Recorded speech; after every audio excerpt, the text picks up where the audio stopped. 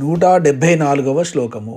వ్యోమకేశీ విమానస్థా వజ్రిణీ వామకేశ్వరీ పంచయజ్ఞప్రియా పంచప్రేతమంచాధిశాయిని. ఈ శ్లోకంలోని మొదటి నామం వ్యోమకేశి. ఇది 942వ నామము. ఇది 4 అక్షరాల నామము. ఈ నామంతో అమ్మవారికి నమస్కరించేటప్పుడు వ్యోమకేశ్యై నమః అని చెప్పాలి. వ్యోమ అంటే ఆకాశమును, కేశి అంటే కేశములుగా ఉన్నది. ఒక సందర్భంలో అమ్మవారి కేశాలు ఆకాశం వైపుకు ఎగిసినట్లుగా ఉంటాయి. మహాప్రళయ కాలంలో మహాకాళి అవతారంగా ఉన్నప్పుడు ఆ కేశాలు అలాగే ఆకాశం వైపు ఎగిసి ఉంటాయి.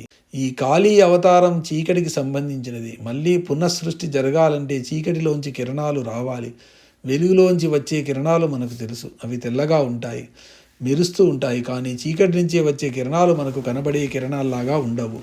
చీకటిలోంచి వస్తాయి కాబట్టి అవి చీకటి రంగు అంటే నల్లగానే ఉంటాయి. అయితే మనం చూడలేనంత మాత్రాన ఇలాంటి కిరణాలు ఉండవనుకోకూడదు. ఇలా చీకటిలోంచి వచ్చే కిరణాలే కాళీ అమ్మవారి కేశాలుగా ఊహించుకోవాలి. అప్పుడు వ్యోమకేశి అన్న అమ్మవారి యొక్క నామము అవగాహనమవుతుంది. వ్యోమకేశుని శక్తి అవ్వడం వలన అమ్మవారు వ్యోమకేశి. ఈ నామానికి ఈ విధమైన 4 అర్థాలు చెప్పవచ్చును. 1. ప్రళయ స్థితిలో ఆకాశము మీదికి ఎగిసిన కేశములు కలది. 2. ఆకాశమును కేశములుగా గలది. 3. చీకటిలోంచి వచ్చే కిరణముల వంటి నల్లని కేశములు గలది. 4. వ్యోమకేశుని శక్తి. ఈ శ్లోకంలోని తర్వాతి నామము విమానస్థ. ఇది 943వ నామము. ఇది 4 అక్షరాల నామము. ఈ నామంతో అమ్మవారికి నమస్కరించేటప్పుడు విమానస్థాయై నమః అని చెప్పాలి. విమాన అంటే విమానమునందు, స్థా అంటే ఉండునది. సాధారణంగా ఎత్తులో చరించే దాన్ని విమానముగా చెప్పుకుంటాము.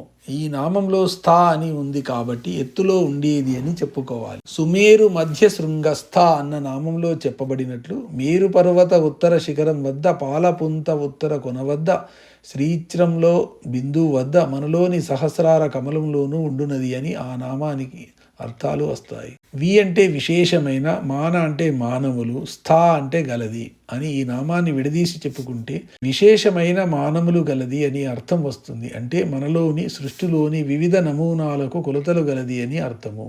ఈ నామానికి ఈ విధమైన 3 అర్థాలు చెప్పవచ్చును. 1. విశేషమైన మానములు గలది. 2. అన్ని కక్ష్యలలోనూ అన్ని పరిమాణాలలోనూ జరిగే నమూనా వ్యూహాలకు వెనుక ఉన్న శక్తి. 3. విశిష్టమైన కొలతలు గల శరీరముగా ఉండునది. ఈ శ్లోకంలోని తర్వాత నామం వజ్రిణి. ఇది 944వ నామము. ఇది 3 అక్షరాల నామము. ఈ నామంతో అమ్మవారికి నమస్కరించేటప్పుడు వజ్రిణ్యై నమః అని చెప్పాలి. వజ్రిణి అంటే వజ్రమును ఆయుధముగా ధరించున్నది. వజ్రి అంటే వజ్రము కలవాడు. ఇది పులింగ శబ్దమైతే వజ్రిని దానికి స్త్రీలింగ శబ్దం అవుతుంది. వజ్రాయుధాన్ని ఇంద్రుడు ధరిస్తాడు కాబట్టి ఇంద్రునికి వజ్రి అనే పేరు వచ్చింది. వజ్రి సంబంధమైనది వజ్రిని అవుతుంది. ఇంద్రుడు ఇంద్రాణి అయినట్టు అన్నమాట. ఈ నామము ఇంద్రపత్ని అయిన శచీదేవికి చెల్లుతుంది. స్వర్గలక్ష్మి అయిన శచీదేవి రూపంలో ఉండేది కూడా అమ్మవారేనని ఈ నామము సూచిస్తుంది. వజ్రము అనేది వాక్కుకు సంబంధించిన ఒక యంత్రము. మనలో అంటే పిండాండంలో విశుద్ధి చక్రానికి అధిష్టాన దేవత వజ్రేశ్వరి అని ఒక అతి రహస్య శక్తి. విశుద్ధి చక్రము ద్వారానే సర్వ వాంగ్మయము వ్యక్తం కావాలి కాబట్టి ఈ వజ్రేశ్వరి వాక్కుకు సంబంధం ఉంటుంది. అందుకే వాగ్వై వజ్రహ అంటారు. ఈ నామానికి ఈ విధమైన 3 అర్థాలు చెప్పవచ్చు. 1. వజ్రమును ఆయుధముగా గలది. 2. స్వర్గలక్ష్మి అయిన శచీదేవి రూపములో ఉండునది. 3. వజ్ర సంకేతమైన వాగ్దేవి. ఈ శ్లోకంలోని తర్వాత నామము వామకేశ్వరి. ఇది 945వ నామము. ఇది 5 అక్షరాల నామము. ఈ నామంతో అమ్మవారికి నమస్కరించేటప్పుడు వామకేశ్వర్యై నమః అని చెప్పాలి. వామకేశ్వరి అంటే వామకేశ్వరుని భార్య. సమస్తాన్ని సృష్టించేవాడు ఒక ఆకారం దాల్చి పరిమితత్వాన్ని పొందితే అలా పొందిన వాణ్ణి వామదేవుడు అంటారు. లేదా వామభాగములో దేవిని కలిగిన వాణ్ణి వామదేవుడు అనవచ్చు. లేదా తనయందు స్త్రీని కలిగినప్పుడు అని కూడా చెప్పవచ్చు. వామదేవునికి సంబంధించిన వాడే వామకేశ్వరుడు కూడా. ఈ వామకేశ్వరుని శక్తి వామకేశ్వరి అవుతుంది.